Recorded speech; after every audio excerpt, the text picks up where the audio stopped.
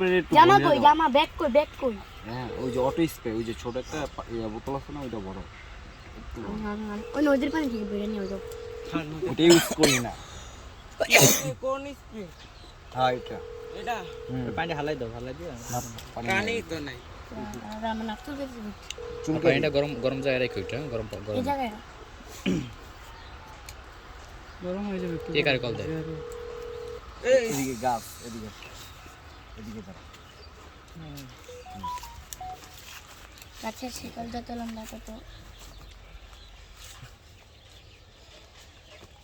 করে করে বাদ দিয়ে দিলা এর নিচে মনে হয় একটা ঘর আছে এর মধ্যে কেউ থাকে